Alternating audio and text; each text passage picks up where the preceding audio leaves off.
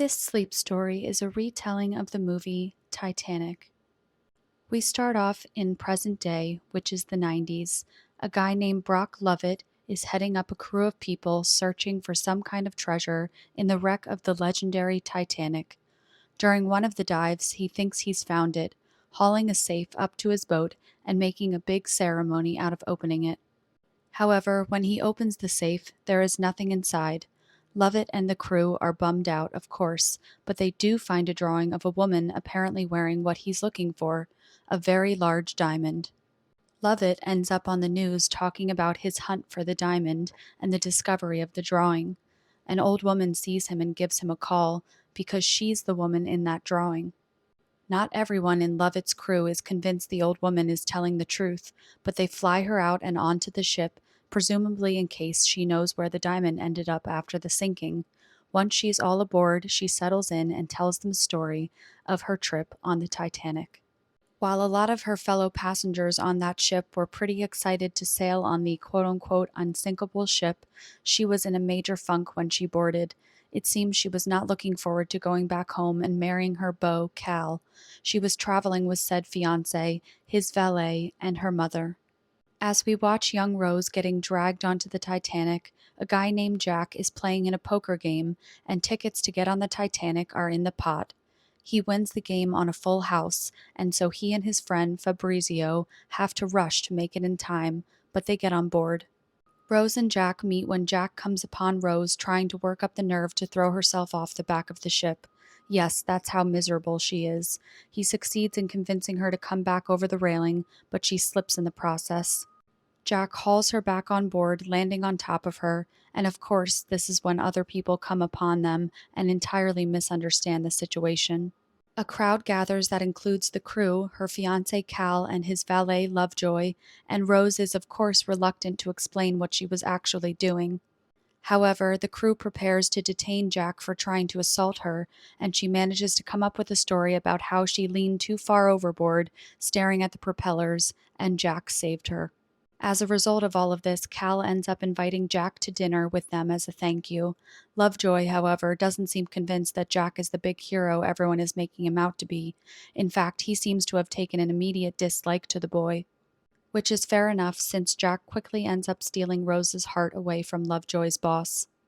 He takes Rose dancing down below deck with the other steerage passengers, draws her nude in her suite, resulting in the drawing that Lovett ends up finding many years later, and then they end up getting frisky in the cargo hold. When Cal realizes what's happening, he's super unimpressed. Meanwhile, as all of this love drama is going on, the Titanic is having her own woes. In an effort to make a big splash, the ship's powers that be had agreed to speed the ship up and reach New York earlier than expected.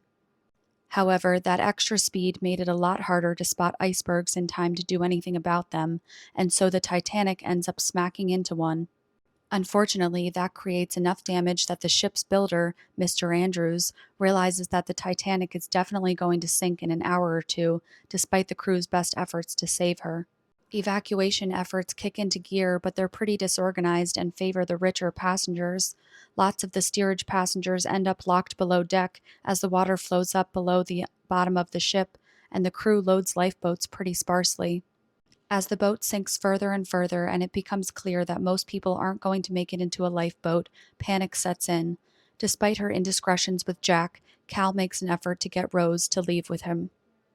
Rose and Jack don't make it onto the lifeboats, and so they go down with the ship.